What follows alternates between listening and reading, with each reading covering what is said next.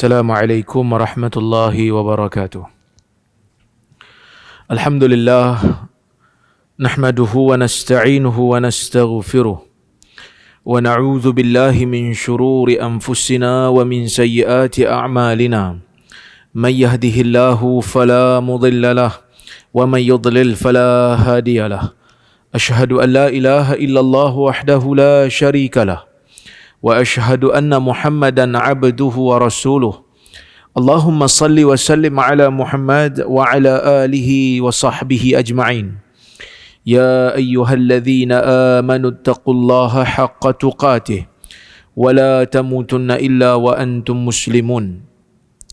Ya ayyuhalladzina amanu taqullaha wa qulu qawlan sadida yuslih lakum a'malakum wa yaghfir lakum dhunubakum.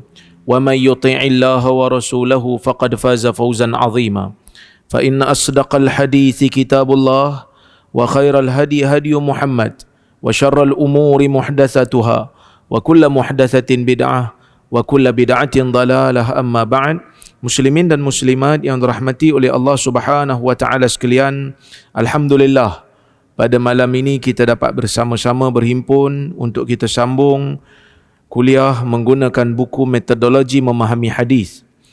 Kita insya-Allah hari ini nak mula dengan membicarakan subtopik yang kedua dalam bab yang ke-8 ini, iaitu al-majaz al-mursal.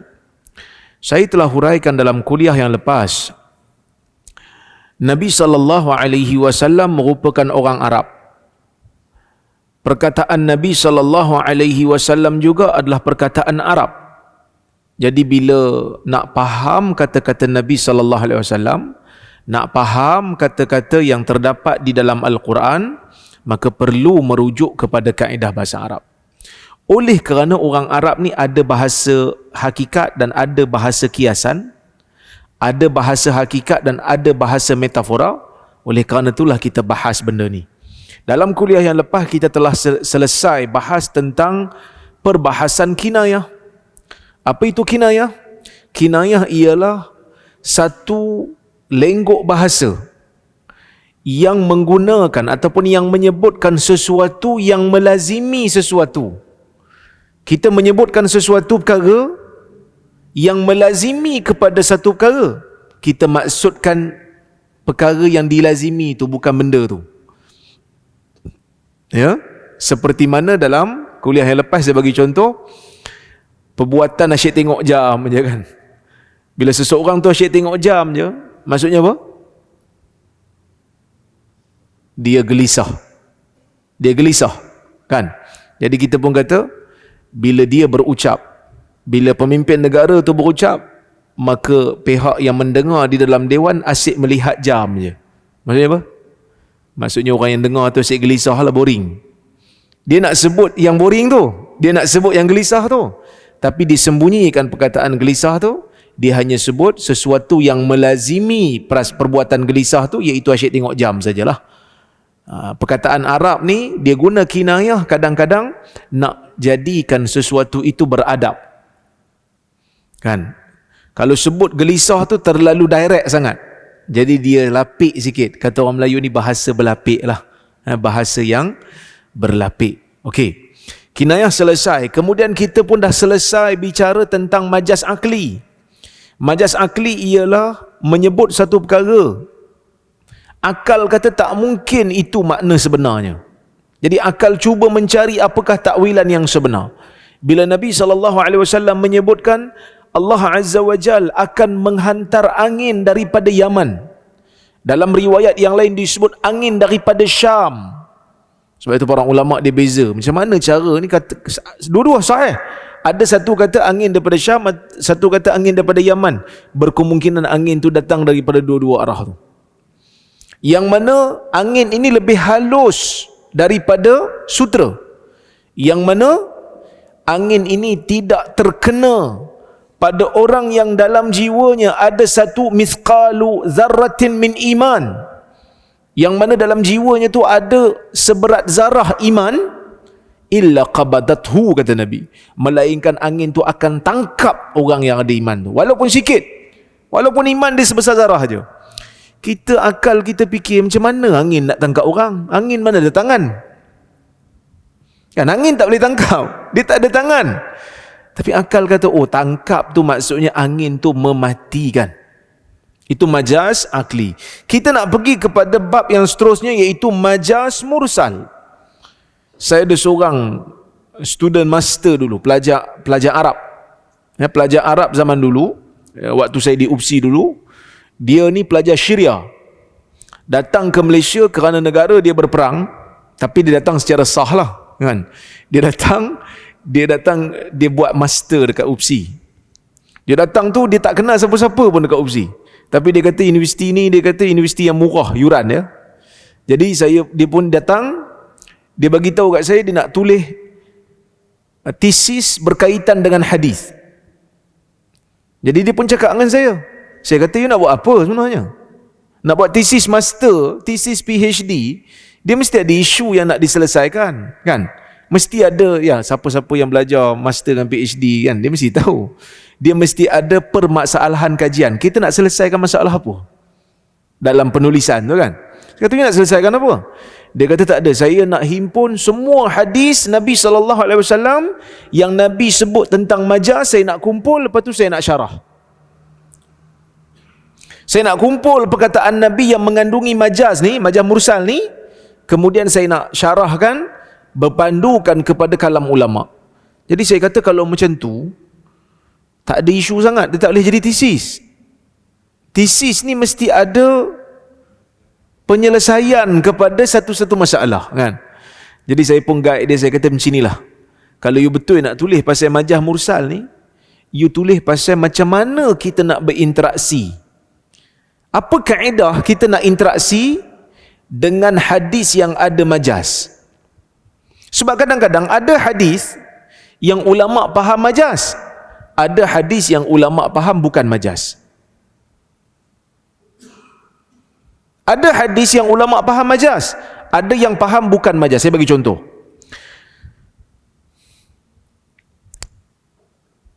Iqra'u Yasin ala mautakum. Riwayat ni ada perselisihan pandangan lah. Ada yang kata dhaif, ada yang kata hasan. Nabi SAW bersabda dalam riwayat ni, katalah kita ambil pendapat yang kata hadis ni sabit daripada Nabi SAW. Sebenarnya amalan daripada kalangan salaf pun ada berkaitan dengan baca Yasin ni. Bila Nabi kata, Iqra'u Yasin ala mautakum, bacakan Yasin ke atas mautakum. Apa maksud mauta? Ke atas orang yang mati, ke atas mayat. Mayat dalam hadis ni, orang nazak ke orang mati betul?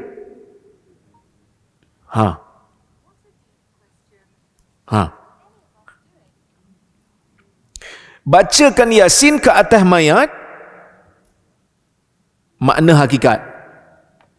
Bacakan Yasin ke atas orang nazak, majaz. Kenapa majaz?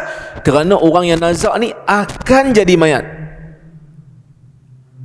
Ada yang faham majaz, so sebab tu bila orang nazak dia baca Yasin. Ada yang faham hakikat, bila dah mati baru baca Yasin. Ada yang faham dua-dua, hakikat pun boleh, majaz pun boleh. So saya kata, you tulis macam mana cara nak berinteraksi, dawabit at-ta'amul ma'al hadis al-mustamil 'ala al-majazil mursal. Macam mana cara ataupun kaedah nak berinteraksi dengan hadis yang ada majaz mursal ni. Sebab kadang-kadang ada ulama, sebahagian lah, yang terlalu melampau guna majaz, ada juga. Ada juga yang langsung tak nak tengok majaz pun ada juga. Jadi dia letakkan disiplin, siaplah tesis master dia, kan. Jadi bagi saya tesis dia tu bagus lah, cuma tesis dia dalam bahasa Arab, susah sikit lah tuan-tuan nak baca, kan. Tapi saya ringkaskan di sinilah, kan. Saya ringkaskan poin-poinnya tu kat situ. Okey, majaz mursal ni apa dia? Bila kita sebut majaz mursal, majaz mursal ni dia bukan perumpamaan, bukan. Dalam bahasa Arab perumpamaan itu tashbih. Tashbih. Tashbih ni maksudnya kita menyamakan seseorang dengan seseorang kerana ada satu ataupun lebih sifat yang sama. Contoh macam kita jumpa satu orang, kita kata awak seperti singa. Itu tashbih.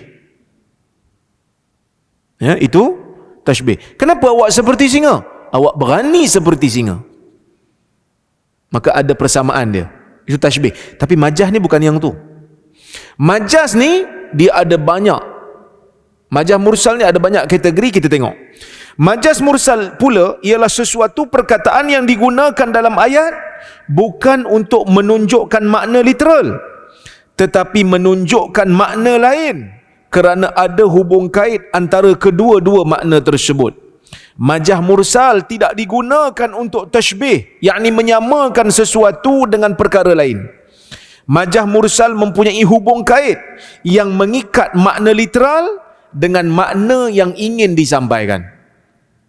Maksudnya kata pinjaman. Dalam bahasa Melayu ni kata pinjaman. Ataupun nak kata pinjaman pun tak juga. Saya pun tak tahu nak terjemah dalam bahasa Melayu apa dia, sebab mungkin saya tak pandai sangat bahasa Melayu. Tapi tuan-tuan tengok contoh, nanti tuan-tuan akan faham apa itu makna mursal. Okey, majaz mursal.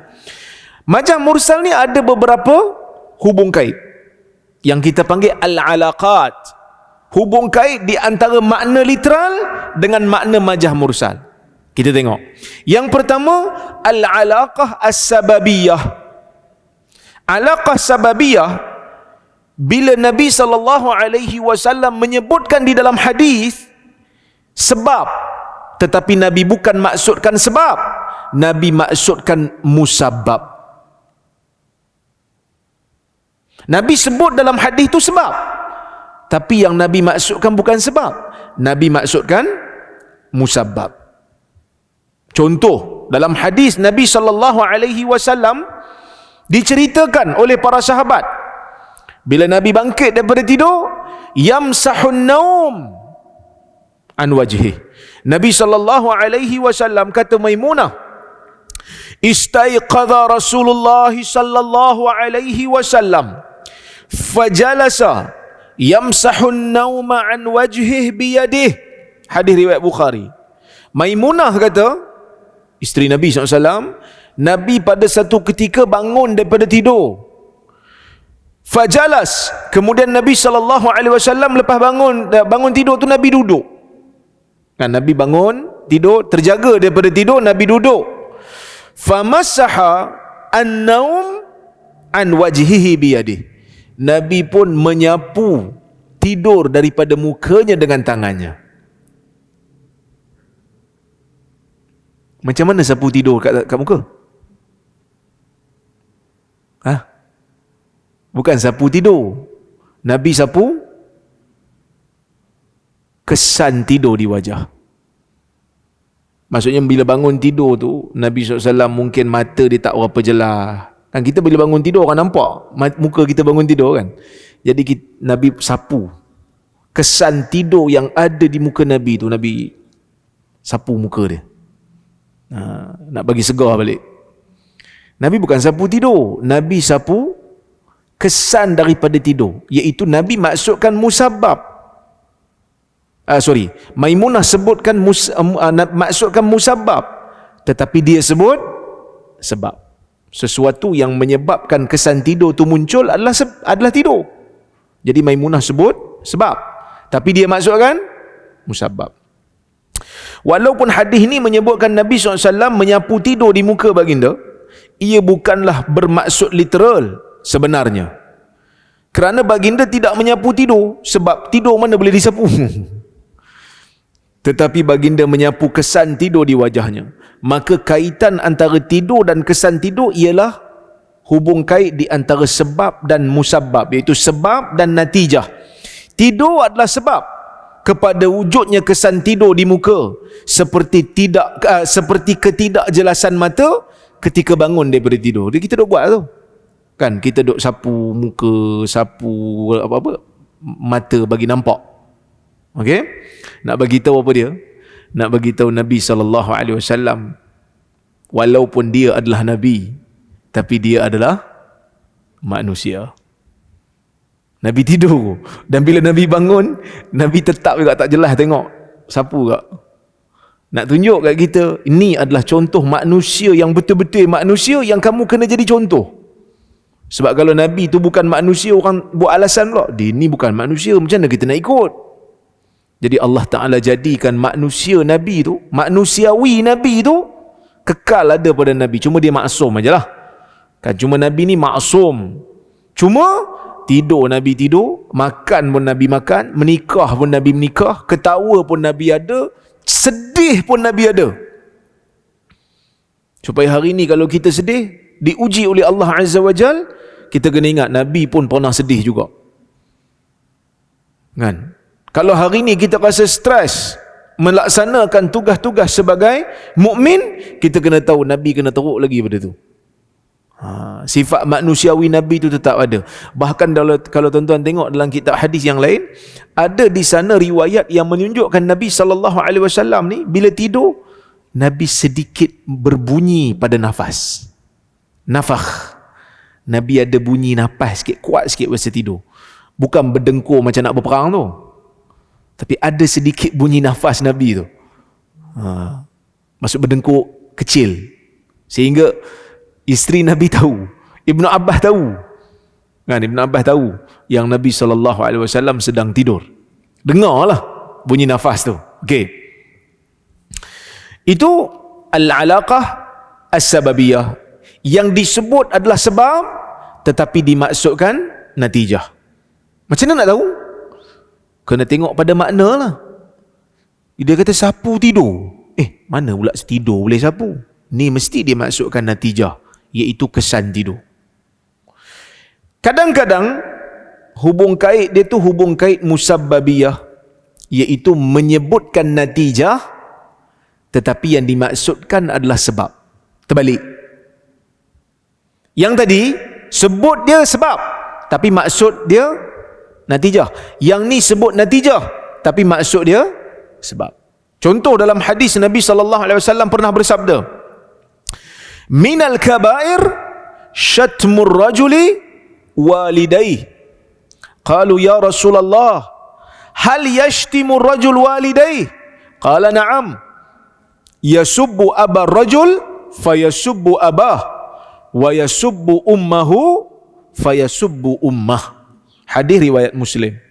Nabi SAW menyebutkan, di antara dosa besar ialah apabila seseorang daripada kamu mencela ibu dan bapanya sendiri. Sahabat bila dengar perkataan ni, sahabat tak boleh nak bayang.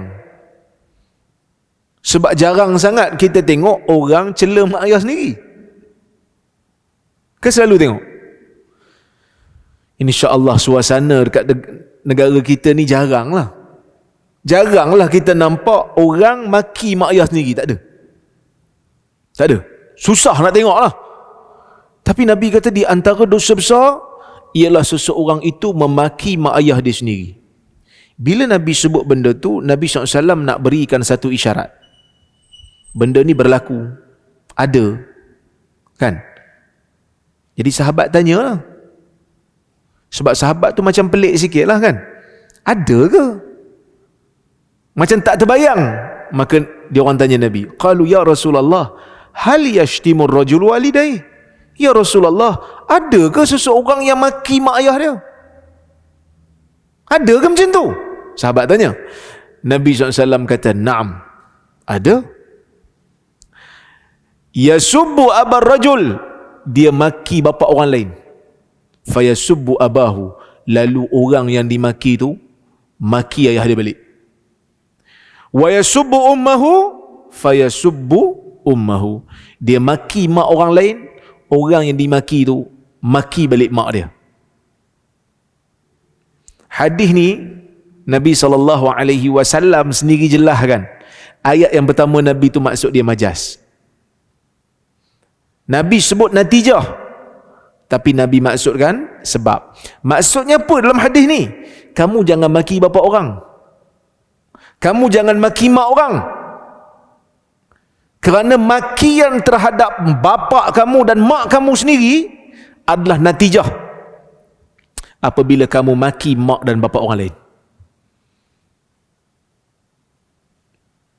Faham ke tak faham? Haji Syimi tak faham.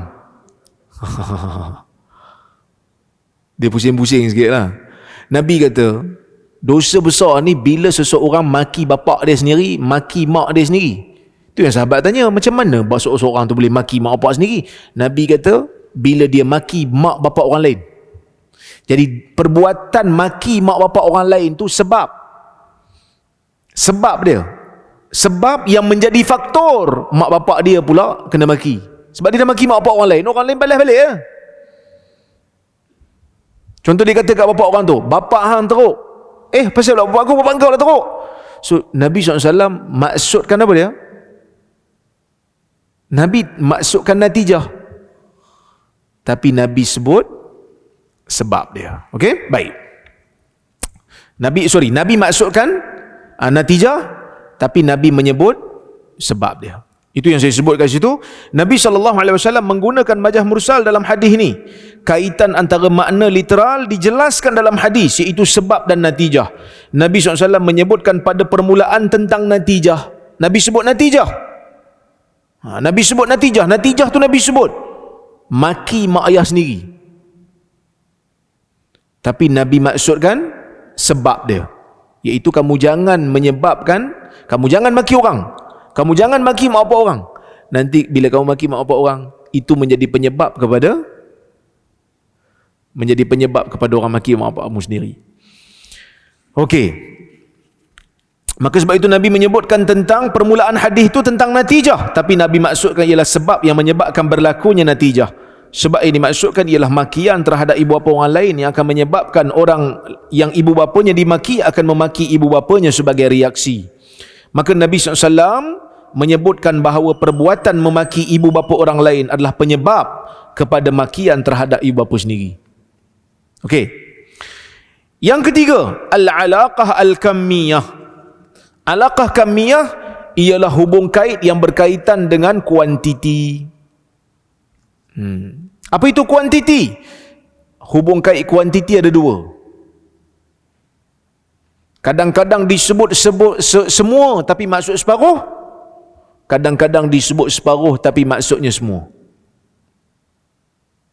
Ini orang Melayu pun pakai juga. Bila orang kata, dah minum ah? Dah minum air sungai ni. Kita pun tengok, banyak lagi air sungai. Hang kata minum dah? Sebahagian lah. Kita sebut semua, tapi kita masukkan sebahagian. Boleh faham tak? Saya jeruh bunga dengan air kolah tadi. Dengan air kolah ke dengan sebahagian air kolah? Sebahagian je. Kita ambil sebahagian je, kita bukan ambil air kolah tu semua. Betul faham tak? Itu sebut semua, tapi maksudnya sebahagian. Dalam hadis pun ada al-alaqah al-kulliyah, sebut semua tapi maksud sebahagian. Al-alaqah al-kulliyah ialah apabila seseorang penutur menyebutkan keseluruhan tetapi beliau maksudkan hanyalah sebahagian daripadanya. Terdapat juga hadis yang termasuk dalam kategori ini. Antaranya hadis Nabi SAW bila sahabat cerita Nabi ni macam mana cara Nabi sujud. Dalam hadis Nabi SAW para sahabat menyebutkan, ya, Abdullah bin Malik bin Buhainah radhiyallahu anhu menceritakan tentang sifat sujud Nabi sallallahu alaihi wasallam. Katanya, anna Nabiy sallallahu alaihi wasallam kana idza shalla farraja baina yadayhi hatta yabdua bayadu ibtaihi. Kata Abdullah bin Malik, sesungguhnya Nabi SAW bila Nabi salat, Nabi akan renggangkan sedikit kedua tangannya sehingga terlihat putih ketiak Nabi SAW. Persoalannya, setiap masa ke dalam solat tu Nabi renggangkan ketiak ni? Waktu sujud je. Dia sebut solat, tapi yang dimaksudkan sujud. Solat kan banyak, daripada berdiri pun solat, rukuk pun solat, duduk antara dua sujud pun solat. Sujud pun solat. Jadi dia sebut Nabi bila solat. Kita tak jumpalah riwayat waktu Nabi berdiri, Nabi renggangkan tangan macam ni. Ni budak-budak. Budak-budak reva boleh lah buat. Kan? Tapi dia maksudkan waktu sujud. Bahkan di dalam hadis sahih Muslim daripada Abu Hurairah, Nabi SAW menyebutkan, Nabi sebut satu hadis daripada Allah Azza wa Jal. Allah Ta'ala sebut dalam hadis ni, hadis Qudsi, qasamtus salah baini wa baina abdi nisfain wali abdi ma sa'al. Aku membahagikan salat, kata Allah, di antara aku dan juga hamba-Ku kepada dua bahagian. Wali abdi ma sa'al, bagi hamba-Ku apa yang dia minta. Ni kuliah hari Sabtu hari tu saya baca hadis ni. Kalau tuan-tuan tengok dekat online lah. Kan?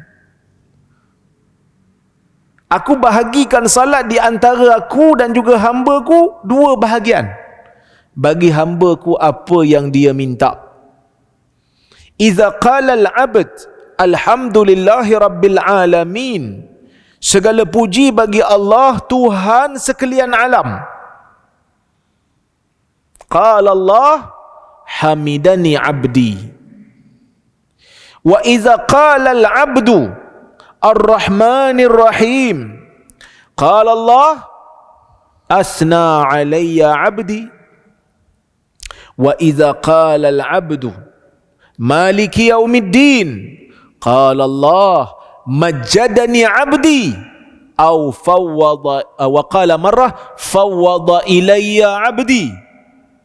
Wa idza qala al-abdu iyyaka na'budu wa iyyaka nasta'in, qala Allah hadza baini wa baina abdi wa li abdi ma sa'al. Wa idza qala al-abdu ihdinas siratal mustaqim siratal ladzina an'amta 'alaihim ghairil maghdubi 'alaihim waladdallin, qala Allah hadza li 'abdi wa li 'abdi ma sa'al. Hadis sahih Muslim lah. Nak hurai ni dia perlu sejam setengah lagi lah. Tapi saya baca terjemahan dia. Allah Azza wa Jalla kata, aku bahagikan salat di antara aku dan hamba-Ku kepada dua bahagian. Dan bagi hamba-Ku apa yang dia minta. Bila hamba baca dalam salat dia, alhamdulillahi rabbil alamin, segala puji bagi Allah, Tuhan sekalian alam. Dia alhamdu beza dengan as-sana'u. Ni siapa yang belajar bahasa Arab dia tahu lah. Alhamdu dia ada beza dengan as-sana'. Alhamd, pujian tanpa ada sebab ataupun tanpa ada nikmat yang kembali pada kita. Kita puji kerana dia layak untuk dipuji. Itu alhamd. Dia berbeza dengan as-sana' ataupun al-madah. As-sana' kita bagi pujian kerana nikmat sampai kat kita. Alhamdulillahi rabbil alamin, segala puji bagi Allah. Kita puji Allah kerana Allah itu layak dipuji. Dalam apa keadaan sekalipun. Walaupun kadang-kadang nikmat tak sampai kat kita dalam satu masa, kita nakkan nikmat tu tapi tak dapat. Kita nakkan kebahagiaan dalam satu tempat tapi tak dapat. Dapat musibah pula. Tetap kita kata apa? Alhamdulillah ala kulli hal. Segala puji bagi Allah dalam setiap keadaan. Kerana Allah itu layak untuk dipuji selayak-layaknya. Ar-Rahmanir Rahim, Tuhan yang Ar-Rahman dan Tuhan yang Ar-Rahim. Saya cadang tuan-tuan nanti tengok dekat YouTube saya hurai hadis ni. Sebenarnya hadis ni besar. Siapa yang baca Fatihah dengan dia faham hadis ni, Fatihah dia akan jadi lebih bernilai dan bermakna. Sebab tu Nabi sebut dalam hadis, ju'ilat li qurratu aini fi salah. Dijadikan untuk aku penyejuk mataku di dalam salat. Pasal apa? Pasal apa penyejuk mata dalam solat? Antaranya sebab Fatihah ini sangat bernilai dan sangat bermakna. Bila kita baca Alhamdulillahirrabbilalamin, segala puji bagi Allah, Tuhan sekalian alam, kita sedar diri, aku ni bukan siapa pun. Yang layak dipuji hanya Allah. Yang berkuasa hanya Allah. Yang memiliki hanya Allah. Yang mentadbir hanya Allah. Bukan kita. Kita hanya mengurus. Yang kadang-kala urusan yang kita lakukan, Allah menentukan sebaliknya. Alhamdulillahirrabbilalamin. Segala puji bagi Allah, Tuhan sekalian alam. Bila kita baca yang tu, Allah jawab. Allah kata, qala Allah hamidani abdi, hamba-Ku puji aku. Ar-Rahmanir Rahim, Tuhan yang Ar-Rahman dan Tuhan yang Ar-Rahim. Tuhan yang Maha Pemurah, lagi Tuhan yang Maha Penyayang. Rahman, Allah mengasihi semua makhluknya. Rahim, Allah mengasihi hamba-hambanya yang beriman.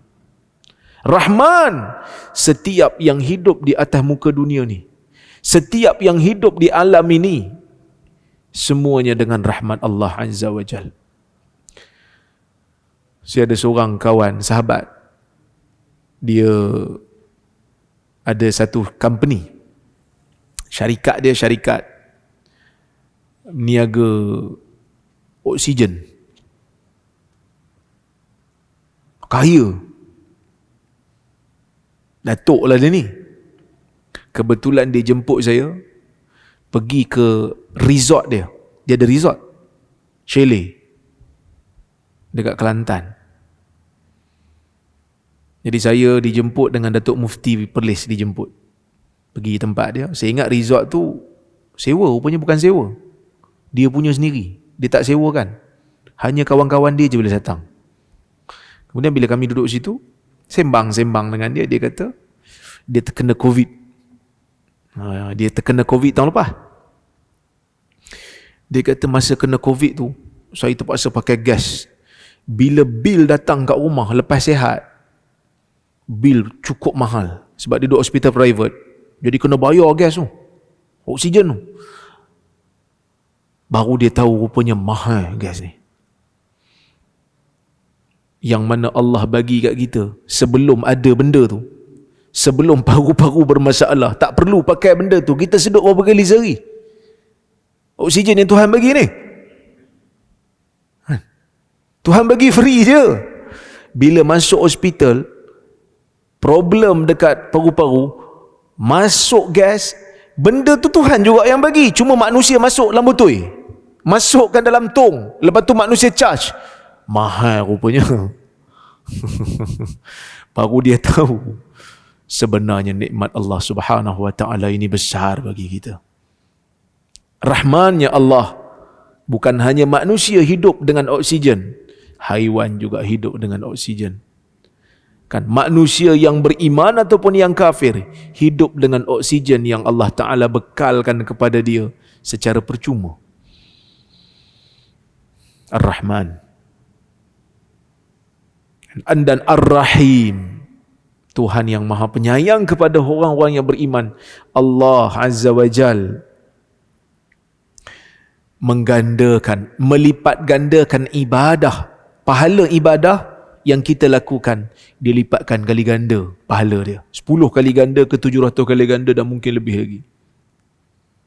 Kita salat yang kita laksanakan, jika sah dan jika ikhlas, 10 gandaan pahala paling kurang.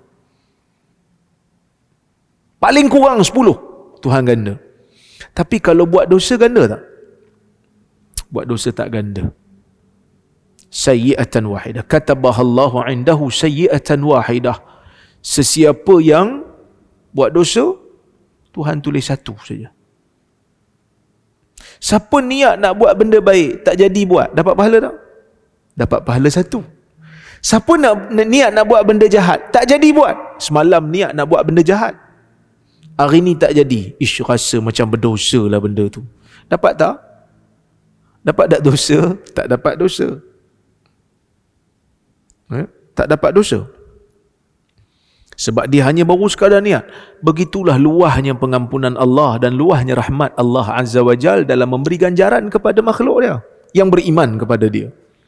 Dan dengan ibadat yang kita buat, tadi tuan-tuan salat, insya-Allah tuan-tuan salat tadi ikhlas, insya-Allah. Sah insya-Allah. Kerana wuduk dah sempurna. Salat yang tuan-tuan buat tadi, Allah Azza wa Jalla jadikan ia penyuci dosa yang dilakukan sebelum itu. Dosa-dosa kecil. Tapi dosa yang kita buat, Tuhan tak jadikan dosa tu pemadam kepada pahala-pahala yang dibuat sebelum tu. Selagi mana bukan murtad lah. Kan, kalau murtad dia gugur lah.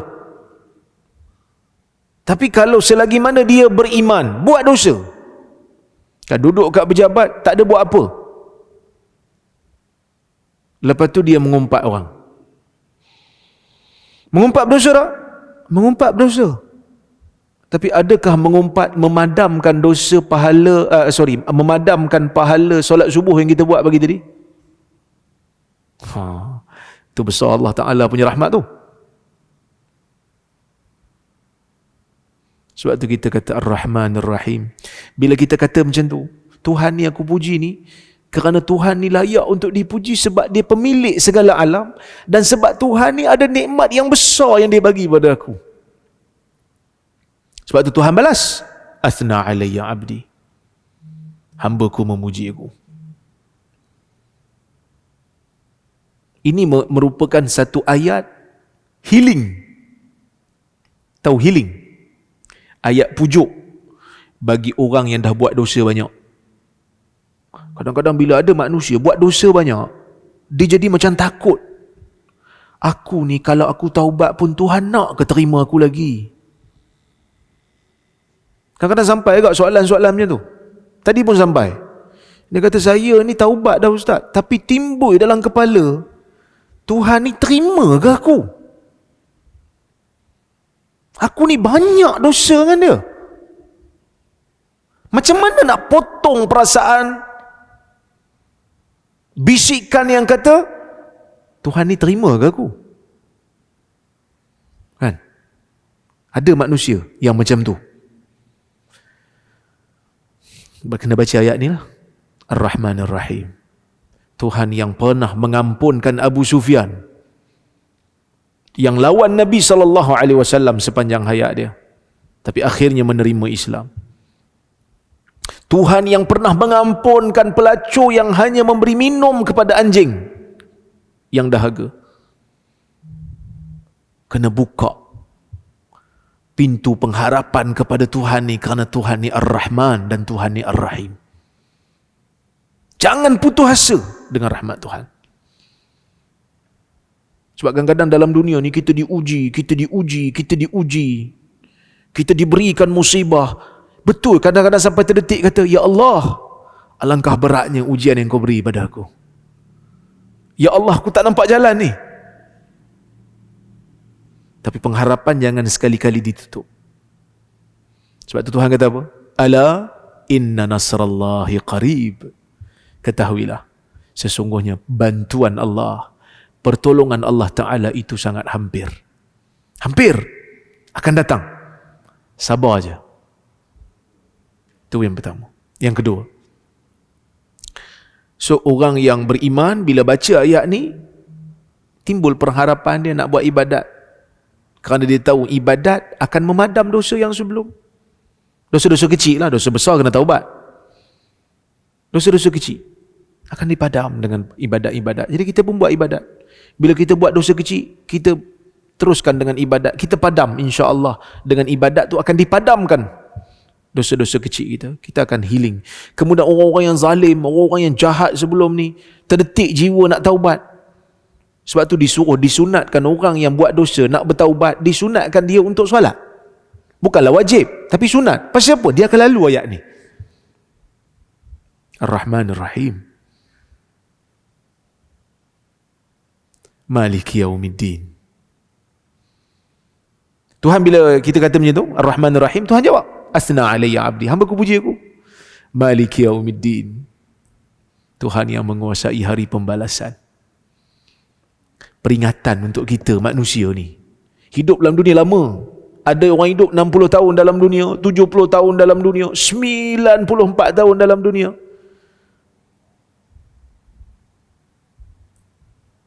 Kadang-kadang badan dah sakit, lutut dah sakit, bahu dah sakit, tapi yarkanu ila dunya ka'annal akhirah ghairu mawjudah. Cenderung dia pada dunia seolah-olah macam akhirat tu tak muncul pada dia. Kita pun sama juga. Tengok orang mati, tengok orang mati. Hari ni dekat Turki, gempa bumi. Moga Allah Azza wa Jalla memberikan keringanan kepada mereka yang diberikan musibah ini, insya-Allah, dan memberikan keampunan kepada mereka yang terkorban jika ada. Kan kita dengar orang Palestin kena tembak, orang Turki kena gempa, ada yang kena tsunami. Kita tengok, tapi rasa jauh tak mati tu? Ke rasa dekat? Rasa jauh. Oh, dia tu kita belum lagi. Dia jadi macam ayam pasar. Ambil seekor, yang lain pun kata itu dia, kita belum lagi. Kan?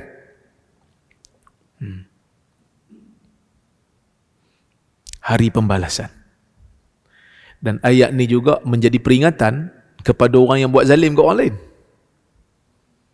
Hari ni kamu ada kuasa, hari ni kamu ada pengaruh, hari ni kamu ada duit, kamu boleh buat apa saja. Kamu boleh fitnah orang, menyorok di balik fake account. Hari ni kan ada media sosial. Buat fake account, fitnah orang sini, fitnah orang sana. Edit video orang sini keluar daripada konteks. Orang tengah bahas tentang aurat lelaki peha tu aurat lelaki ke tidak? Saya kena. Kita tengah bahas isu peha lelaki aurat ke tidak. Dia letak dekat tajuk, Rora kata peha perempuan bukan aurat.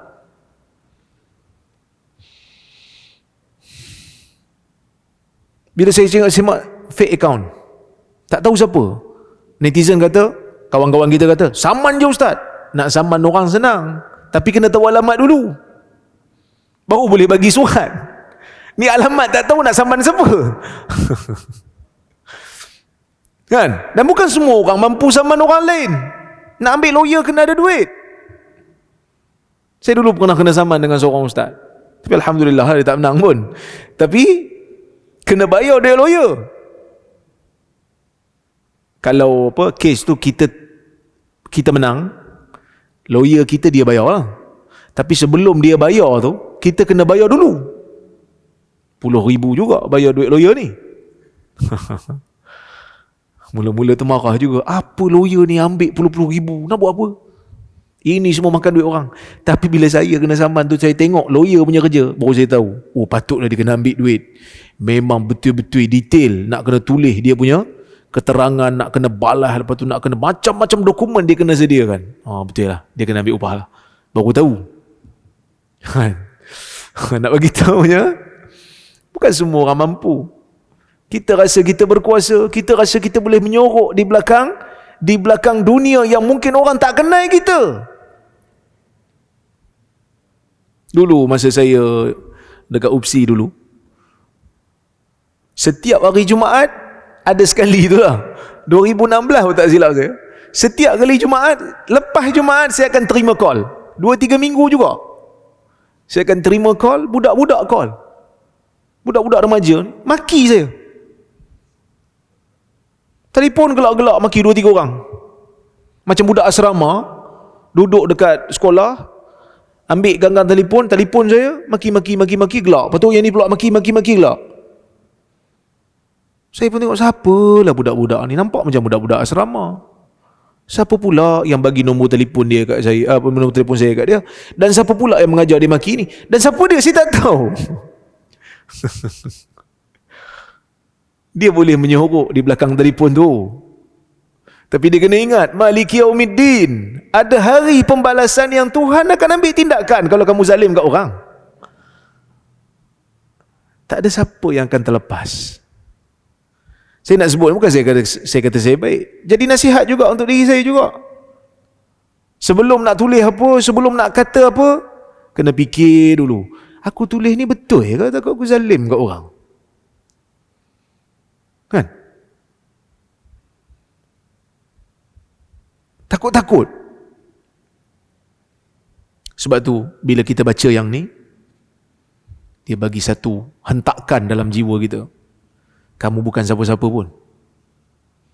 Ada masa nanti kamu akan bertemu dengan Allah, siapa pun tak boleh tolong. Tak ada bodyguard, tak ada pegawai polis yang boleh halang kamu, tak ada pegawai kerajaan yang nak jadi pegawai khas kamu. Hanya kamu seorang diri bertemu dengan Tuhan. Tuhan kata apa? Bila kita baca yang tu, Tuhan kata apa? Majadani abdi, hambaku mengagungkan aku. Tapi ada kalanya ayat ni dibaca oleh orang yang dizalimi oleh orang lain. Kan? Kita kena zalim dengan orang. Orang fitnah kita, orang tuduh kita, orang carut kat kita, kita nak balas tak boleh. Geram tu geram lah juga kan. Tapi nak balas tak boleh. Sebab kita tahu orang kenal kita.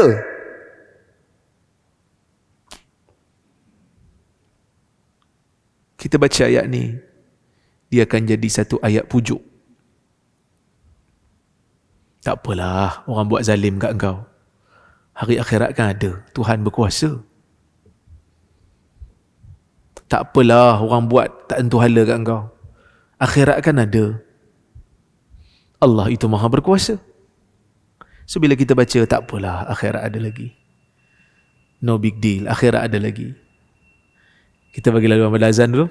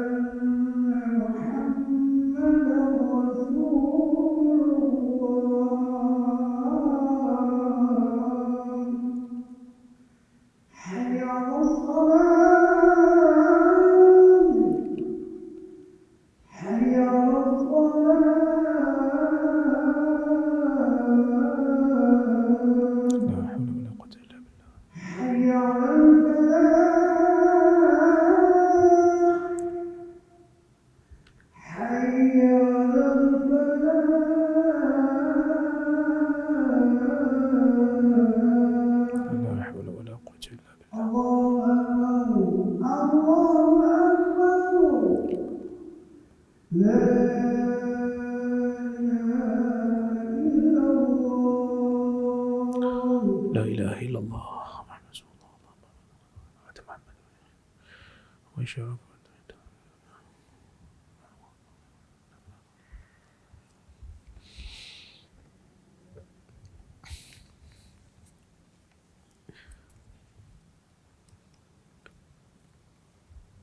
Bila orang yang dizalimi baca ayat ni, dia akan rasa macam dia tak putus asa lah kira.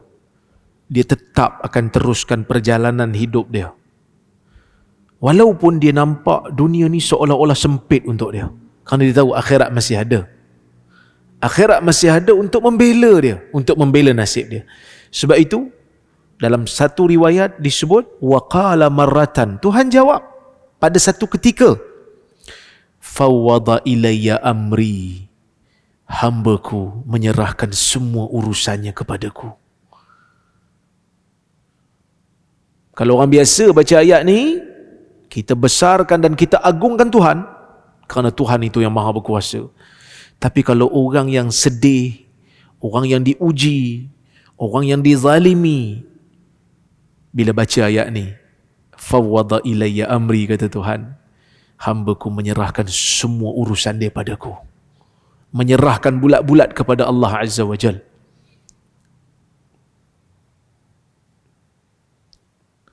Bila hamba baca, iyyaka na'budu wa iyyaka nasta'in, Engkau yang kami minta tolong dan Engkau yang kami sembah, wahai Tuhan.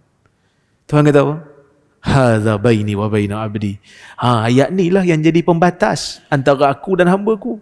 Ayat sebelum ni puji Tuhan, mengakui kebesaran Tuhan, menyerahkan segala-galanya pada Tuhan. Tapi bila masuk ayat iyyaka na'budu wa iyyaka nasta'in, Engkau yang kami minta tolong dan Engkau yang kami sembah, wahai Tuhan. Inilah pembatas antara aku dan hamba-Ku, kata Tuhan. Kerana inilah tugas hamba-Ku. Kepada aku yang dia puji. Sekadar puji Tuhan tapi tak sembah Tuhan tak jadi. Sekadar iktiraf Tuhan tapi tak sembah dia tak jadi. Kerana orang Quraisy juga memuji Tuhan dia. Tapi mereka tidak menyembah Tuhan semata-mata. Mereka menyembah benda lain selain daripada Tuhan. Maka mereka tak selamat, menjadi musyrikin. Kemudian bila hamba baca, ihdinas siratal mustaqim, siratal ladzina an'amta alaihim waladhdallin, tunjukkan kami jalan yang lurus. Jalan orang yang kau berikan nikmat ke atas mereka, bukan jalan orang yang engkau murka, bukan juga jalan orang yang sesat. Tuhan kata, hadza li abdi wa li abdi ma sa'al. Yang ni untuk hamba-Ku, dan aku akan bagi apa yang hamba-Ku nak. So dalam Fatihah ada dua bahagian. Ada untuk Tuhan, ada untuk hamba. Untuk Tuhan, pujian terhadap Tuhan. Tengah-tengah hubungan manusia dengan Tuhannya. Apa dia? Sembah Tuhan, minta tolong pada Tuhan.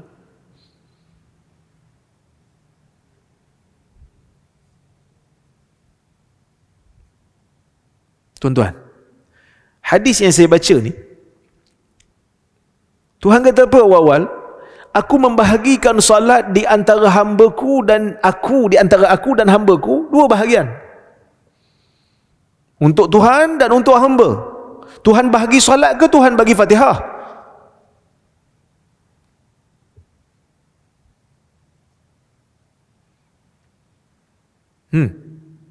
Tuhan bahagikan solat kepada dua ke Tuhan bahagikan Fatihah pada dua kalau ikut hadis ni? Tuhan bagi Fatihah. Kerana yang saya baca tadi kan ayat dalam Fatihah. Alhamdulillahirabbil alamin arrahmanir rahim maliki yaumiddin iyyaka na'budu wa iyyaka nasta'in. Itu kan Fatihah. Tapi kenapa hadis itu kata salat? Ini maksudnya majaz. Sebut semua tapi maksudnya sebahagian. Sebut salat tapi maksudnya sebahagian daripada salat, iaitu Fatihah. Dah kenapa Nabi Allah Ta'ala guna perkataan tu? Kenapa guna majaz? Kerana kadang-kala nak menunjukkan kepentingan sesuatu perkara. Seperti mana Nabi SAW bersabda dalam sebuah hadis, Al-Hajju Arafah. Haji itu Arafah. Betul ke haji Arafah? Nak jawab pun tak tahu. Betul kot? Kak kata betul kan? Banyak lagi yang lain. Haji ada tawaf, haji ada sa'i, haji ada ihram, haji ada melontar, haji ada mabit, haji ada Arafah wukuf. Nanti tiba Nabi kata Al-Hajju Arafah, haji itu Arafah. Betul ke tak betul?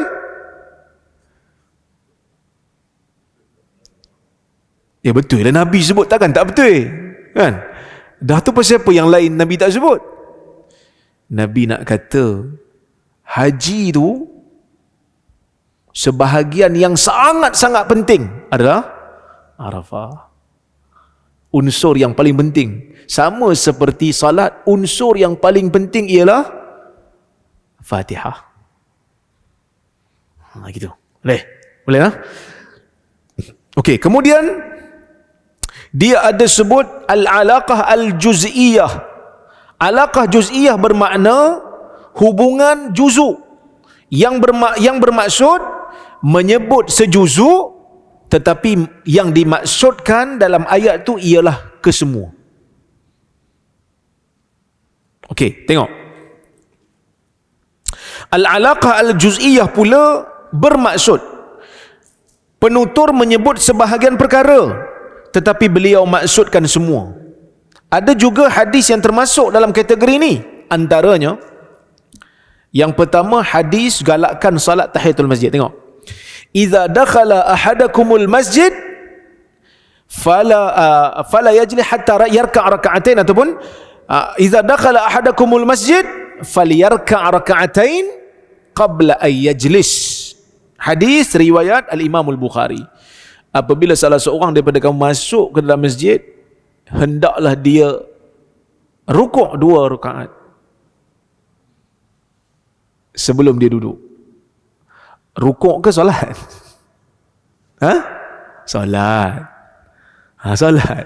Tapi Nabi mention rukuk. Hendaklah dia rukuk 2 kali rukuk. Maksud 2 kali rukuk tu 2 rakaat lah.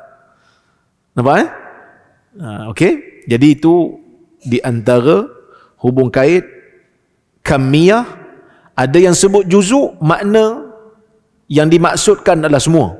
Ada yang dimaksudkan semua, yang disebutkan semua, tapi dimaksudkan sebahagian. Okey. Kemudian ada al-alaqah az-zamaniyah, hubung kait yang berkaitan dengan masa. Apa tu? Ada 2 juga. Kadang-kadang disebut sesuatu masa lampau, tapi dimaksudkan sekarang. Kadang-kadang disebutkan sekarang, tapi dimaksudkan masa lampau. Kita tengok. Kaitan sesuatu yang telah lalu dipanggil dengan majaz mursal bi'tibari makan. Ia bermaksud seseorang melafazkan suatu nama yang telah lalu, tapi dia maksudkan perkara itu sekarang. Contoh, al-ayyimu awla bi amriha wal yatimah tusta'mar fi nafsiha wa iznuha samatuha. Nabi SAW bersabda, janda lebih utama dengan urusan dirinya. Anak perempuan yang yatim pula diminta izin untuk dirinya. Keizinannya apalah dia diam. Ni hadis Nabi nak bagi tahu tentang menikah. Maksudnya Nabi kata, orang perempuan memang perlu ditanya lah. Maksudnya dia berhak sebab dia janda, dia pernah kahwin. So dia tahu. Tapi kalau anak yatim yang perempuan, Nabi kata yatimah, anak yatim yang perempuan. Anak yatim yang perempuan ni dah balik ke belum? Anak yatim ni yang belum balik lah kan? Baru panggil yatim. Dah, anak yatim yang perempuan yang kecil tiba-tiba nak diminta izin. Kadang-kadang dia pun tak faham isu kahwin tu apa dia. Rupanya anak yatim yang dulu yatim sekarang dah balik. Bila nak menikah, minta izin dia dulu. Pakcik nak nikahkan kamu ni, ayah kamu tak ada, jadi pakcik jaga kamu daripada kecil. Jadi pakcik nak nikahkan kamu, boleh tak boleh? Minta izin dia. Wa iznuha samatuha, dan izin dia tu bila dia diam. Bila dia diam tu maksudnya dia izin. Kerana orang perempuan kalau dia tak setuju dalam bab nikah, biasanya dia akan terus cakap. Tapi kalau dia setuju, dia malu nak cakap. Sebab itu ulama buat kaedah as-sukut alamatur ridha. Diam itu tanda suka ataupun tanda setuju. Okey. Jadi yatimah kat situ, dulu dia yatim, sekarang dah besar dah. Okey. Itu berkaitan dengan benda yang telah lalu, tapi dimaksudkan sekarang. Okey? Contohnya macam hadis yang lain, Nabi SAW kata, khuz jamalak walaka thamanuh. Ni ada kisah sebenarnya. Kisah ni masyhur dalam hadis Nabi dengan Jabir. Satu hari Nabi ni musafir dengan Jabir nak balik daripada satu perang. Perang tu dinamakan perang Zatul Riqa'. Perang Zatul Riqa'. So bila balik daripada perang, Nabi tengok Jabir ni bawa unta macam susah. Sebab unta dia penat. Perjalanan jauh, mungkin panas agaknya, jadi susah nak kontrol unta tu. Jadi Nabi tengok Jabir, kan? Nabi pun pergi jumpa Jabir, Nabi tepuk sikit unta. Unta tu berjalan, kata Jabir, jalan laju. Dengan berkat tangan Nabi SAW, dengan mukjizat, laju elok. Lepas tu Nabi kata, jual unta ni kat saya. Jabir kata, tak mau lah. Nabi kata, jual lah. Jual lah unta ni kat saya. Nabi kata, Jabir ni sebab Nabi minta kan. Jabir kata, okey lah. Kan? Lepas tu, Jabir pun jual. Nabi pun bayar harga. Bayarlah harga unta yang dipersetujui tu. Lepas tu bila dah balik, Nabi hantar unta tu kat rumah Jabir dan juga harga yang dia bayar tadi. Nabi kata, khuz jamalak walaka samanu. Ambil balik unta kamu. Dan ini adalah duit yang kamu bayar ni. Harga yang kamu bayar tadi, ambil dua-dua sekali, aku tak mau. Saja je nak test. Okey. Bila Nabi beli unta Jabir dan Jabir dah bayar, Nabi dah ambil unta tu. Jual beli dah berlaku, ijab qabul dah ada. Pemilikan dah berpindah ke belum? Hak milik dah berpindah ke belum? Dah pindah lah. Bila dah pindah, macam mana pula Nabi kata, ambillah unta kamu balik. Dan harganya sekali. Itu unta Jabir ke unta Nabi? Ha? Itu unta Jabir ke unta Nabi masa Nabi sebut perkataan tu? Unta Nabi lah, sebab Nabi dah beli. Tapi Nabi kata, khuz jamalak, ambil balik unta kamu. Unta kamu dulu. Sekarang memang unta aku, tapi dulu unta kamu. Okey. Ada juga hadis yang menyebutkan tentang kaitan sesuatu yang akan datang. Macam saya sebut tadi, laqinu mautakum la ilaha illallah. Ajarkan mayat kamu la ilaha illallah. Mayat ke orang yang nak jadi mayat? Dia sebut benda yang akan datang, tapi dimasukkan sekarang. Siapa yang nak mati ni? Orang yang nazak lah. Kita tengok dia nak nazak, nak meninggal, kita ajar dia la ilaha illallah. Nabi suruh. Kalau orang baca literal, dia kata, nanti dulu, jangan baca, belum mati lagi. Tunggu mati. Nabi kata ajar orang mati. Dah mati bila masa dia nak sebutnya. Kalau dia sebut, kita melari. Dah mati dah? Doktor dah mati dah, doktor? Dah mati dah. 5 jam tadi dah mati. Kerah dah ni. Sejuk dah. Kita pun kata, baiklah. Ada hadis tu, saya peganglah. La ilaha illallah. Dia baca lari aku. Maksudnya belum mati lah tu. Orang yang tengah nazak, ajar dia la ilaha illallah. Nabi kata mauta. Mauta tu bi'tibari ma sayakun. Dengan melihat benda yang akan datang. Bukan melihat benda yang sekarang. Ini semua berdasarkan kepada qarinah, iaitu petanda yang kita tak boleh nak pegang makna literal. Kerana ia jadi tak logik pula. Wallahu ta'ala a'lamu bissawab. Mudah-mudahan ada manfaat, insya-Allah.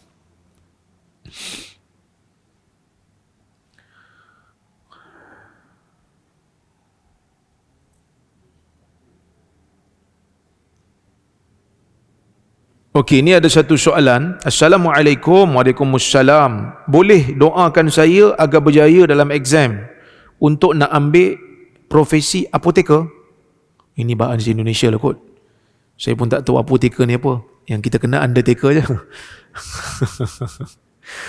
Jazakumullahu khair. Wa antum jazakumullahu khair. Kita doakan mudah-mudahan saudara kita yang nama Gunawan Syaputra ni diberikan oleh Allah Subhanahu wa taala dengan kejayaan, diberikan kemudahan dalam peperiksaan dia, insya-Allah dapat menjadi tokoh umat, memberikan khidmat ilmu kepada umat, insya-Allah. Assalamualaikum warahmatullahi wabarakatuh. Adakah kisah pendeta Bahira bertemu dengan Nabi SAW saat kecil dalam Jami' Tirmizi, status dia sahih? Tuan-tuan biasa dengar cerita Nabi bila pergi ke Syam, Nabi bertemu dengan Bahira ataupun Buhaira, iaitu padri yang beragama ahli kitab, yang mana bila dia tengok Nabi daripada jauh dengan Abu Talib, dia pun, masa tu Nabi kecil lagi kan, Nabi muda lagi, So dia pun tengok ada awan payung Nabi dengan rombongan tu. Maka dia pun turun, dia tengok Nabi, dia tanya, siapa bapak budak ni? Abu Talib kata, saya. Dia kata, tak mungkin bapak budak ni hidup. Abu Talib kata, ni anak saudara saya. Dia kata, betul. Dia kata, jangan bawa masuklah budak ni ke sini. Kerana nanti kalau ahli kitab tengok, ahli kitab akan bahayakan dia. Kan? Jadi, Abu Talib pun dipujuk oleh padri ni, sehingga kan Abu Talib kata, okeylah, aku hantar dia balik. Dihantar sekali dengan Abu Bakar. Abu Bakar teman Nabi balik. Bilal.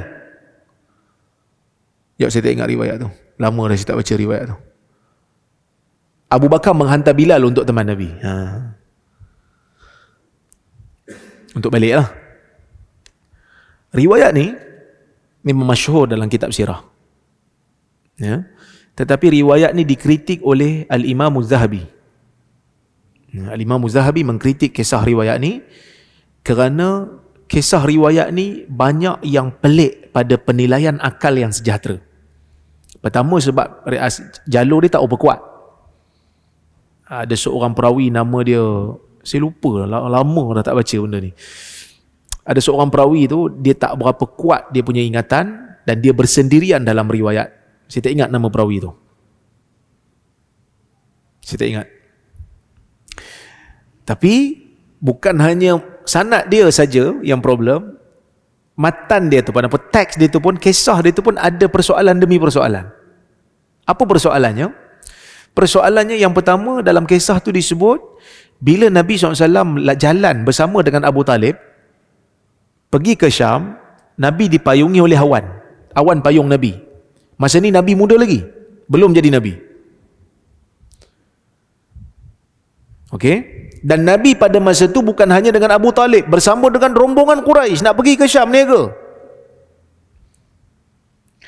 Bila awan payung Nabi, tiba-tiba dalam riwayat tu disebut bila Nabi berada di bawah pokok, berdekatan dengan pokok tu, dia punya bayang tu, pokok tu sendiri akan menjala supaya bayang dia tu kena kat Nabi, supaya Nabi tak kena panas. Tu Zahabi kata, dah kalau ada awan, macam mana pula boleh timbul bayang? Pokok tu macam mana boleh ada bayang? Awan ada kan? Tu satu. Yang kedua dia kata, kisah ni pelik sikit. Sebab Abu Talib bawa Nabi pada ketika itu, Nabi tengah muda. Abu Bakar muda lagi pada Nabi. Bilal lagi muda. Dan macam mana Bilal boleh berteman Nabi pula? Tak mungkin, Bilal pun kecil lagi masa tu. Dia kata betul pun mungkin Bilal pun tak hidup lagi, tak muncul lagi, tak lahir lagi. Itu yang kedua. Yang ketiga dia kata, peristiwa ni disaksikan oleh asyyahu Quraisy, orang-orang besar Quraisy, orang tua Quraisy. Dia orang bersama dengan Abu Talib masa tu. Dan kisah tu, bila padri tu cerita dia ni akan jadi Nabi, orang tua Quraisy dengar. Dan bila Nabi mendapat wahyu di Gua Hira, Nabi mula dakwah terang-terangan dekat Bukit Safa. Waktu tu orang Quraisy kata apa kat Nabi? Kebanyakan orang Quraisy kata apa kat Nabi? Penipu, tukang sihir, gila. Kenapa sekali pun Nabi tak pernah kata dalam dakwah dia, koma tak ingat ke dulu masa dekat Syam kita sama-sama jumpa padri tu, dia kata aku akan jadi Nabi. Sekarang ni lah. Kenapa Nabi tak sebut? Itu yang ketiga. Yang keempat dia kata, dia tak bagi Nabi masuk ke Syam takut membahayakan Nabi. Tapi kenapa lepas daripada Nabi dewasa, Nabi meniaga barang Khadijah, Nabi pergi balik dan tak ada apa pun jadi pada Nabi masa tu. Jadi persoalan-persoalan ni menyebabkan Al-Imam Az-Zahabi mengatakan kisah ini, nak kata sahih tu problematik sikit lah, timbul tanda tanya. Jadi ada yang terima kisah ini, ada yang tak terima, yang tolak, ada yang terima. Tapi yang pelik-pelik ni dia kata, yang ni memang tak sahih lah. Tapi kisah tu sendiri memang ada. Wallahu ta'ala a'lamu bissawab.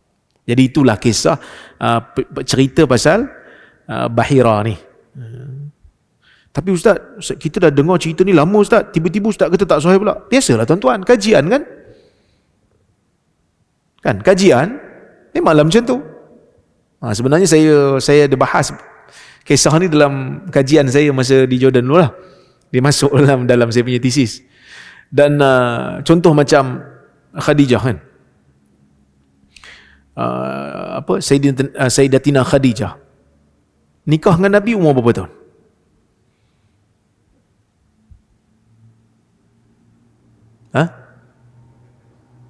Kan dulu saya sebut kan, ada yang kata 40, yang tu biasa lah. Ada yang kata 20-an, ada yang kata 20-an, ada yang kata sama umur dengan Nabi SAW. Ada orang bila dengar macam tu, saya hurai dalam satu kuliah dulu dekat satu negeri lah. Saya ganti orang masa tu. Ustaz tu telefon saya cuti masa tu kan. Masa tu saya tak habis belajar lagi. Dia telefon saya cuti. Dia kata, entah cuti? Cuti. Tak ada buat apa ni? Tak ada. Kuliah pun tak ada. Ganti. Kita pun ceritalah sikit. Maklumlah, baru orang kata apa? Tengah semangat lagi masa tu kan. Kita pun share lah benda tu. Saya kata ada dua pendapat. Setakat yang saya baca ada dua lah. Ada yang kata 40, ada yang kata 20-an. Nampak yang 40 ni dari sudut sanad tak apa kuat. Yang 20-an ni kuat lagi. Sebab 40 ni riwayat Waqidi. 20-an ni riwayat Ibnu Ishaq. Waqidi dengan Ibnu Ishaq kuat lagi dari sudut ingatan tu. Yang keduanya logik pun ia juga. Sebab Nabi SAW anak dengan Khadijah ramai. Orang umur 40, dia tak berapa nak produktif lagi dah. Kan? Lepas pada kuliah, imam pun, saya pun dah masuk dalam kereta. Sebelum masuk dalam kereta tu, imam tu marah kat saya. Siapa panggil ni? Ustaz Wahabi datang sini. Jenuh pula saya. Saya nak keluar daripada kereta dah masa tu kan. Tapi orang yang bawa saya kata, saya ingat lagi Haji Sufyan. Masa tu Haji Sufyan dia sekarang dah meninggal lah, rahimahullah.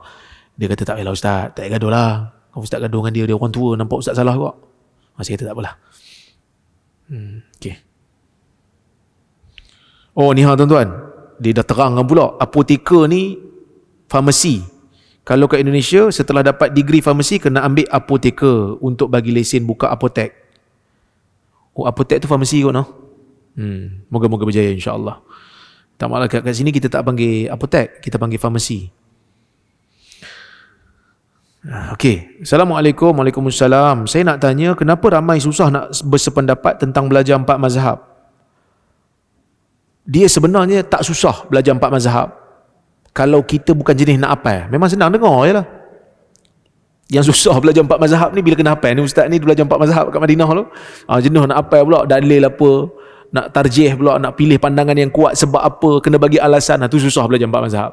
Tapi orang kita ni, dia sebenarnya boleh je belajar 4 mazhab ni. Boleh je. Tuan-tuan, saya mengajar kuliah di sini kan. Kadang-kadang ada pandangan-pandangan saya bagi yang 2-3 mazhab, kadang-kadang saya bagi 4 mazhab, betul tak? Tuan-tuan rasa berat tak? Bila dengar. Berat bila nak hafal lah kan. Tapi bila dengar tu, dengar je lah. Sebenarnya orang awam tak ada masalah belajar 4 mazhab. Dan orang awam okey je. Kalau ustaz kata dalam masalah ni tuan-tuan, saya cenderung pada pendapat ni. Orang awam okey je. Siapa yang tak okey? Sebahagian ustaz-ustaz yang tak okey. Maka sebab tu dia membina pengikut dia yang akan marah pada orang lain. Dia simple je. Belajar fiqh, boleh belajar satu mazhab. Tak ada siapa kata salah. Boleh belajar perbandingan. Perbandingan ni kadang-kadang guru saja nak sebut. Perbandingan kan, dia kata tuan-tuan dalam masalah ni, zakat ni contohnya nak bayar pakai duit ke pakai barang yang kita wajib zakat. Tuan-tuan tanam padi kena bayar pakai padi ke boleh bayar pakai duit? Ulama berbeza pendapat. Majoriti ulama kata mesti bayar pakai padi. Mazhab Hanafi kata boleh bayar pakai duit. Saya cenderung untuk kata boleh pakai duit. Tuan-tuan keliru tak? Tak keliru. Tapi siapa yang buatkan orang keliru ataupun yang buatkan orang marah jadi bergaduh? Kadang-kadang sebahagian daripada sifat penuntut ilmu yang mengajar di masjid, ustaz-ustaz ni. Bukan semua, tapi sebahagian. Dia pula boleh ke? Tuan-tuan jangan duk ikut tu, pening ke orang. Orang lain tak pening, biasa je. Setakat yang saya mengajar kuliah, alhamdulillah dia orang boleh terima. Bahkan dia orang kata, oh baru kami tahu, kami kurang sangka buruk dengan orang lain. Bila dia buat macam lain, solat dia macam lain sikit, oh baru kami tahu rupanya ada mazhab macam tu. Kadang-kadang bila kita tengok orang solat, Allahu Akbar, dia angkat tangan kan, dia angkat tangan separas bahu. Kita kata, saya pelik, dulu sekolah angkat parah ni mazhab Syafi'i, yang ni Hambali, ini pun Hambali juga. Tak adalah tiba-tiba ada seorang ustaz kata, tuan-tuan kena tengok anak tuan-tuan kat universiti tu, kalau dah macam ni je solat, dah macam Batman, tu Pak Wahab. Apa? Beritahulah yang tu Hambali. Itu bukan solat macam Batman, itu memang ada hadis macam tu. Cuma mazhab Syafi'i dia tak cara kuat lain lah. Bila Ibn Umar kata Nabi angkat takbir, angkat tangan bila takbir tu separas bahu, dia kata yang ni separas bahu ni, yang ni separas telinga. Hambali kata tak, separas telinga macam ni lah. Hadis Malik bin Huwairis, separas bahu macam ni lah. Dua-dua boleh, dua-dua Nabi buat, dia kata. Pilihlah yang mana satu. Kan lapang dada. Tuan-tuan, tak angkat pun solat sah, takkan angkat jadi Wahabi. Majoriti ulama kata angkat tangan ni sunat. Yang rukun tu sebut Allahu Akbar, tak angkat tangan. Pasal apa baca tak angkat tangan? Penat lah hari ni, sah solat. Kerana yang sebut tu rukun, dia tak angkat tangan pun, tu pun tak jadi Wahabi lagi. Kan? Jadi sikap pengajar yang perlu diubah, perlu berlapang dada. Mungkin kita tak setuju dengan dia, kan, orang dengar kuliah saya, orang tak setuju dengan saya, tak apa, saya bukan paksa orang, terpulanglah, kan. Ada orang dia kata, saya tak setuju dengan ustaz. Saya kata, alhamdulillah, tak apa. Dia pula sakit hati. Saya cakap, saya tak setuju. Tak apalah, awak tak setuju dengan saya, tak apa. Saya bukan Nabi yang awak kena setuju semua benda. Dalam mesyuarat pun kadang-kadang orang tak setuju dengan kita, kan. Dan kita kata, awak telah menghina saya kerana tak setuju dengan saya. Come on lah, manusia kan berbeza. Jadi isunya bukan orang awam, isunya adalah sebahagian daripada asatizah yang mengajar. Kena ubah sikap. Tak boleh ustaz, kita kat Malaysia kena mazhab Syafi'i. Tak juga. Tak juga. Ada orang kat Malaysia ni, dia tak belajar pun mazhab Syafi'i. Kecil-kecil dah mak bapak dia hantar pergi India, Hanafi dia. Lepas tu dia balik kat Malaysia, kita nak paksa dia mazhab Syafi'i, tak boleh lah, dia Hanafi. Tapi kalau dia ambil, dia dilantik jadi imam kat masjid, ambil allowance kerajaan, ambil allowance pejabat agama, dia kena ikutlah peraturan pejabat agama sebab dia ambil allowance. Tapi kalau dia semayang seorang-seorang dalam rumah, takkan kita nak pergi cek. Itu yang penting. Yang pentingnya kita lapang dada sudah. Kita tengok dia solat tak angkat takbir langsung, takbir tu ihram je, Allahu Akbar. Rukuk tak angkat tangan, apa ni, iktidal tak angkat tangan. Bahaya ni, virus telah masuk ke dalam kampung kita. Padahal dia Hanafi, memang tak angkat tangan. Daripada sekolah dia belajar macam tu. Orang yang pergi belajar Madinah, kan, orang yang pergi belajar Madinah, dia Hambali umpamanya, terkesan dengan Hambali, dia balik jadi Hambali. Dia mengajar anak murid, terkesan dengan Hambali dia. Orang dengar, orang suka dengan kuliah dia. Kita pergi marah, ini memecah belahkan masyarakat. Tak ada sebenarnya. Salah ke jadi Hambali dalam Malaysia ni? Tak salah. Yang salah bergaduh. Kita dekat Mekah, Imam Hambali, boleh pula kita sembahyang belakang Hambali. Kenapa kalau kat Malaysia seorang bermazhab Hambali kata perleh ni lambat salat banyak ambil Hambali, sembahyang kat perleh jadi pelik. Teruk dah perleh ni, sembahyang apa bismillah pun tak dengar, punya malas nak baca. Tu Hambali. Tu Hambali bukan dia malas nak baca, daripada hadis apa. Itu benda yang kadang-kadang menyebabkan kita terpaksa terima hakikat. Bukan orang awam. Orang awam tak tahu apa. Orang awam ikut je. Kita bila menjadi ustaz, menjadi pengajar ilmu agama kepada masyarakat, fikir bagaimana untuk menyelesaikan masalah umat dan menjadikan umat ini berlapang dada dalam masalah khilaf yang muktabar. Kerana benda tu memang Allah Ta'ala jadi untuk kita berbeza dah. Kenapa kita boleh berlapang dada bila kita pergi buat umrah, pergi buat haji? Semayat sebelah kita orang Pakistan, Boleh je semayang sebelah dia. Tak ada pula kita nak marah dia, hang ni ikut macam aku semayang. Tak ada. Tapi bila kat Malaysia, nak kena semua orang paksa ikut cara dia. Tak boleh lah. Setiap orang ada pengajian masing-masing, setiap orang ada guru agama masing-masing. Kecuali kalau dia ganggu kita. Itu lain cerita lah. Contohnya macam dia bermadhab dengan madhab Syiah, pergi maki hamun sahabat yang dianggap sebagai golongan yang disucikan oleh Allah dan Rasul dalam Quran dan Sunnah, dan kita kena jawab lah. Kita kena sebut. Ataupun kadang-kadang dalam mazhab ada benda-benda yang kita tak setuju dengan mazhab tu, kita sebut saya tak setuju. Adakah bermakna kita menghina mazhab? Tak. Kita tak hina mazhab. Saya selalu kena, ni lah penghina Imam Syafi'i. La ilaha illallah. Tuan-tuan, saya ingat saya tak pernah hina Imam Syafi'i.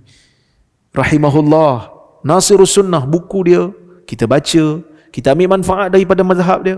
Cuma ada satu dua masalah yang saya kata saya tak apa setuju, tak apa cenderung dengan pendapat mazhab Imam Syafi'i. Saya ambil pendapat Imam Ahmad bin Hanbali. Bukan saya buat mazhab sendiri. Tuan-tuan pun sama. Kan? Kadang-kadang ada benda yang ambil Hanbali sikit, ada yang ambil Syafi'i sikit, ada yang ambil Hanafi sikit. Bayar zakat ambil Hanafi. Bayar pakai duit. Ke tuan-tuan bawa padi pergi? Kalau bawa padi pergi pejabat maib, mana dia orang nak letak padi banyak-banyak? Stor pun tak ada, gudang pun tak ada. Semua bayar pakai duit. Ikut Hanafi. Hanafi benarkan. Syafi'i, Hanbali tak benarkan. Kena bawa padi. Kalau bela lembu, kena bawa lembu pergi. Kan? Lapang dada, berlapang dada, itulah penyelesaian bagi umat ni. Sebab tu ada seorang, saya ingat Siddiq Hasan Khan kalau tak silap, dia pernah sebut, dia kata zaman dia pun ada ketaksuban yang melampau. Sehingga kan bab angkat tangan tak angkat tangan waktu takbir tu jadi gaduh. Sampai bergaduh tu pergi pada tahap sampai maki hamun. Dia kata mereka dalam masalah ini terlalu ketat, sedangkan angkat tak angkat tu sunat je. Orang tak solat banyak lagi. Dia pun tak kecam lah. Jadi kita jangan sampai pergi tahap tu lah, insyaAllah. Tapi sebab itu kalau saya, sekadar yang saya tahu, saya akan cuba untuk harmonikan, lapangkan dada manusia supaya dengar, dan supaya tak sangka buruk dengan orang, insyaAllah. Bila orang pelik sikit, kita tahu, oh yang ni dia ada mazhab. Mungkin tuan-tuan tak hafal, tapi bila tengok, tuan-tuan akan retrieve balik. Oh, dulu saya pernah belajar ni. Ustaz bagi tahu yang ni ada ni, mazhab Hanafi ni. Wallahualam. Terima kasih banyak. Saya minta mohon maaf terkasar bahasa tersilap kata. Saya ucap terima kasih banyak pada tuan-tuan yang hadir pada malam ni, dan juga pada kawan-kawan yang hadir secara atas talian. Terima kasih juga kepada Global Ihsan yang telah menganjurkan kuliah pada malam ini secara atas talian. Terima kasih banyak. Aqulu qawli hadza wa astaghfirullahal azim li wa lakum. Wassalamualaikum warahmatullahi wabarakatuh.